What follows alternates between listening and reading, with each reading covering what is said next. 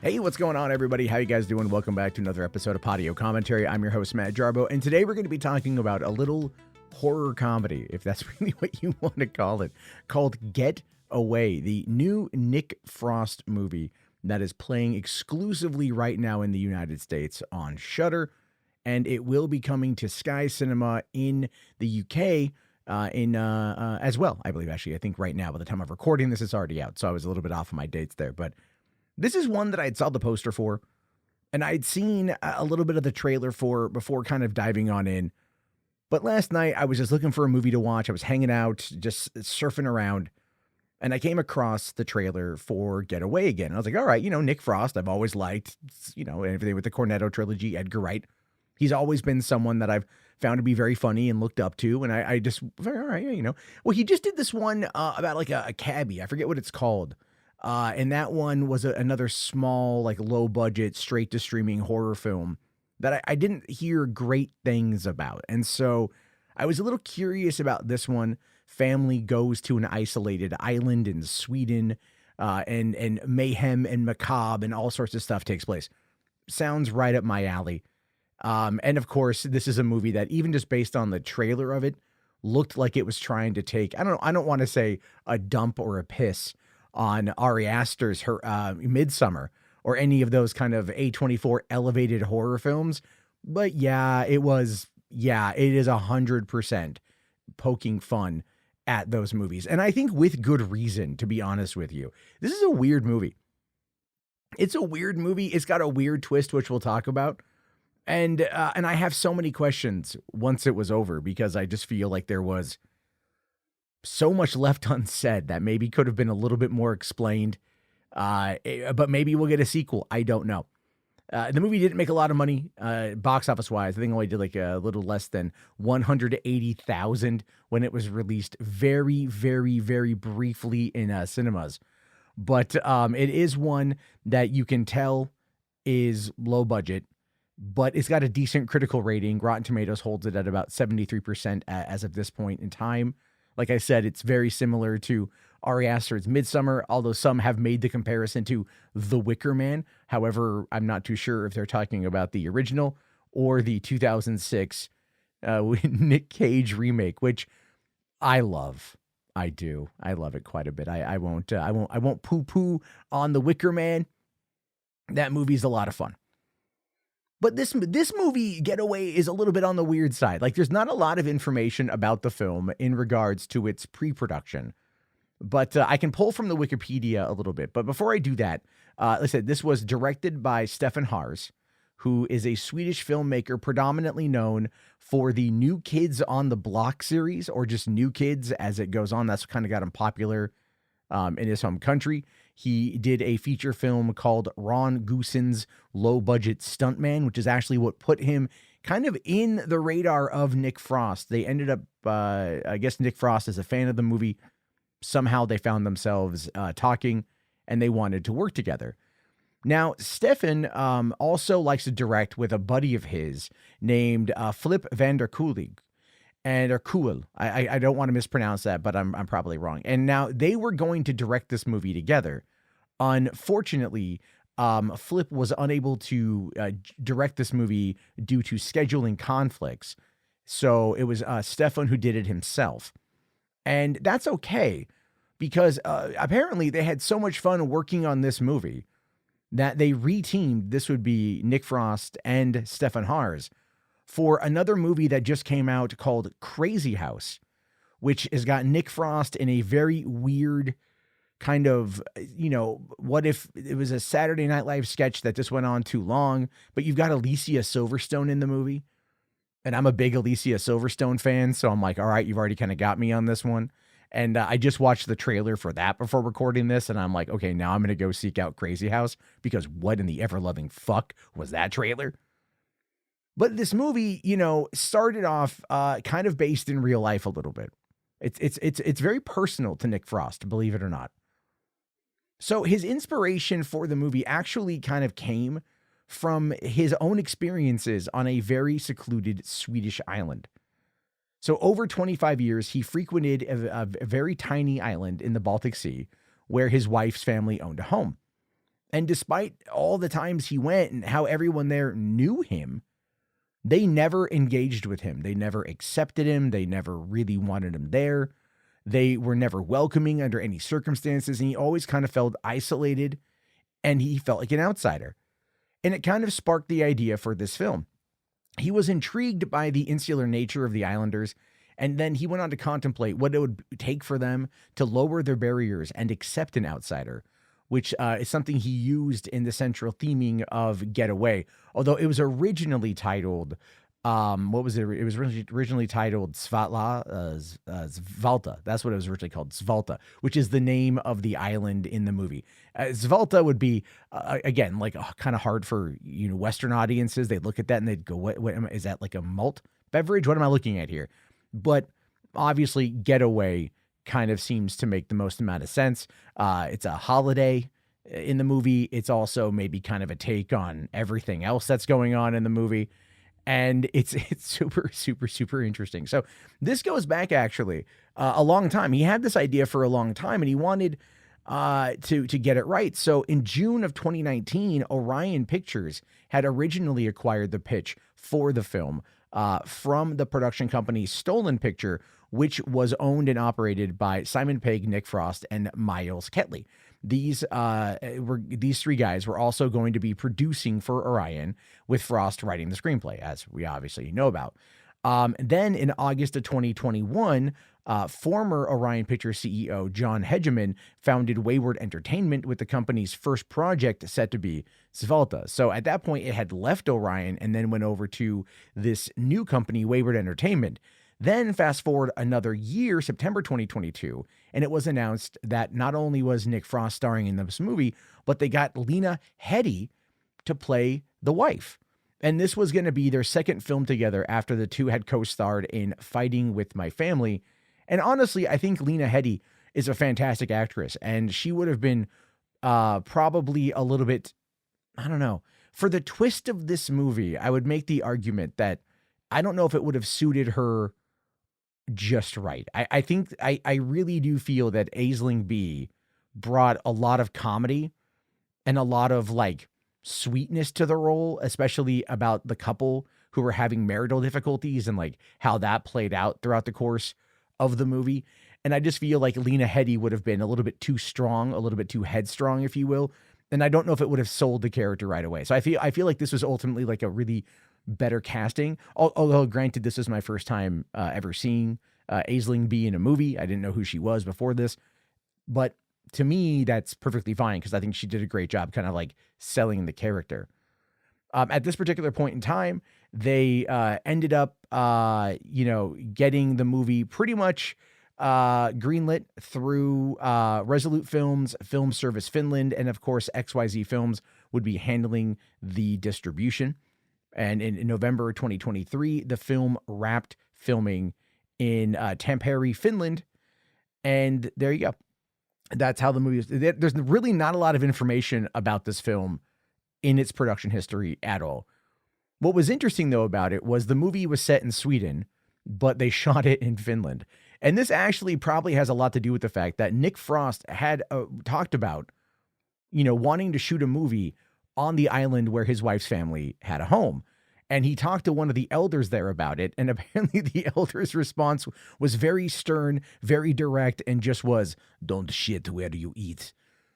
And it makes a lot of sense to actually do it like that, right? And that kind of unease, that kind of response of like, we don't like outsiders, we don't like this, very much is the main idea behind what this whole story is. Now, it does get a little complicated. It does get a little convoluted when you start trying to figure out what all is happening on the island. Like, what is all happening with these people? So what you've got is you've just got, Richard, Susan, Jesse, and Sam, and that's the family. Nick Frost, Aisling Bea, Sebastian Croft as Sam, and Maisie Aries as Jesse.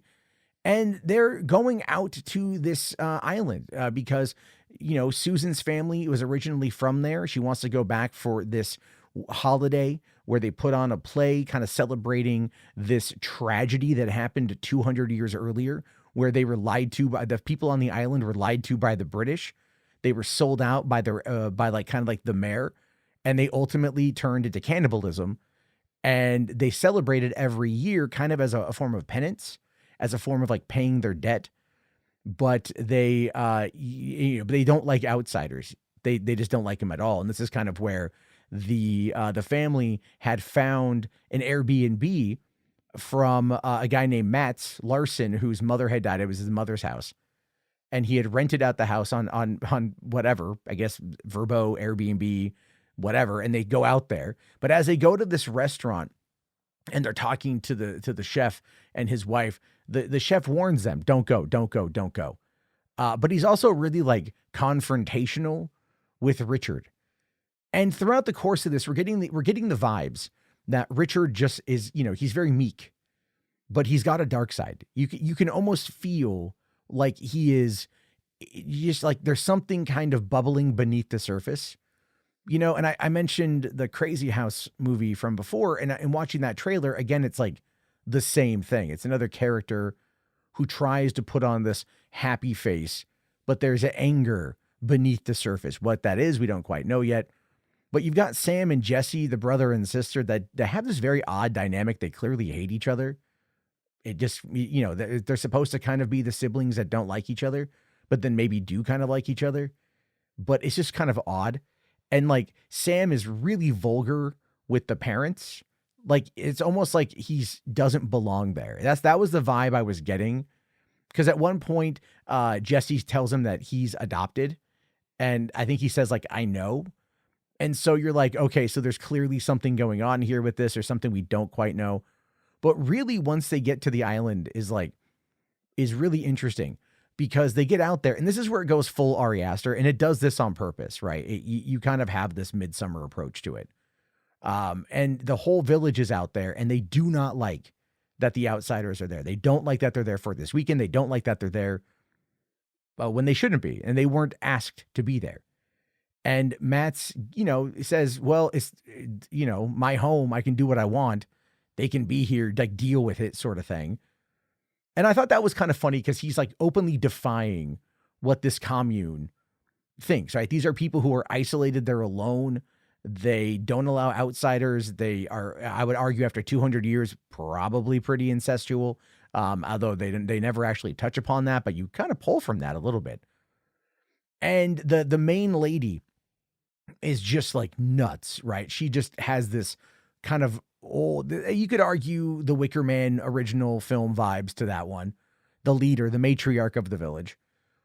And what gets me, that was the 2006 one. Sorry, my bad. I got those confused. But as they get to the house feels largely uneasy. Everything feels uneasy. Mats is always kind of leering and he's just kind of, off on his own, but he's just kind of looking at Jesse and you can tell that there's this kind of obsession that's starting to form. And as we get into the movie, we realize that he's basically like William Baldwin from Sliver. He has just got cameras everywhere. He's observing everything in the house. And he's, obsessed with Jesse. At one point, he dresses in her underwear and he steals it. And then she starts complaining about how like the underwear was like $22, and what the hell's going on with all this. And so you get this idea that he's watching them for what purpose we don't quite know. When I talked about the relationship between Aisling, Susan and Richard, like Richard apologizes. Susan tells him you don't have to apologize for everything. Like you can tell there's trouble in paradise. They mention going to a couples counselor.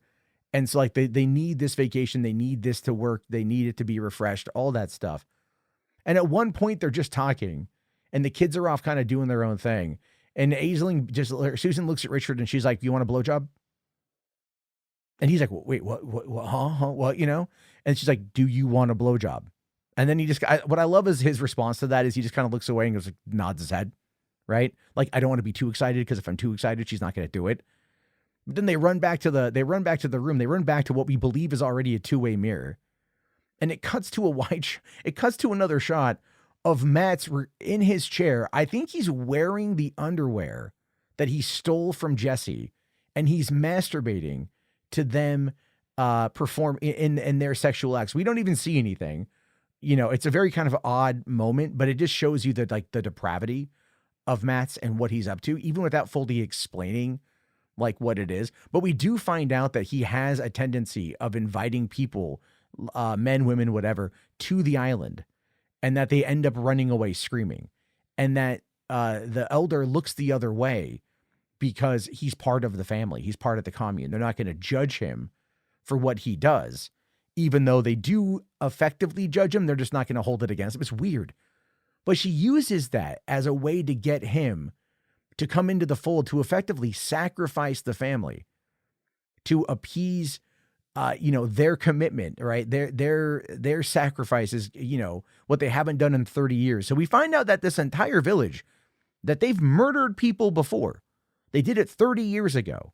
They don't want to do it. One of the younger kids acknowledges that it's 2024. Like, maybe we don't need to do this. Right. And even the old lady's like, this is going to be my last one. So we're doing it my way. And I want to sacrifice these people. I want to sacrifice these English. And so you think that they're going to get killed. And then, of course, Mats makes them these poisoned cookies. He thinks he's knocked them all out. And it turns out, no, they were kind of aware of it. They're the killers. So they brutally murder this guy while he is wearing their daughter's clothing. And then the family goes and starts slaughtering everyone on the island. And I was like, what the fuck is going on? And at that point, I found it very difficult from a viewing perspective. I found it extremely difficult to look at the characters and go, I am now on your side. Because yes, the villagers were definitely going to murder them and probably eat them. Actually, yeah, we knew that they were going to eat them. You find that out towards the end. They were absolutely going to be cannibalized. So they're not good. They all largely deserve to die. But then the family are also serial killers that have done this multiple times. But there is a greater thing beyond that. And this is what I'm talking about in regards to the whole story stuff you don't know.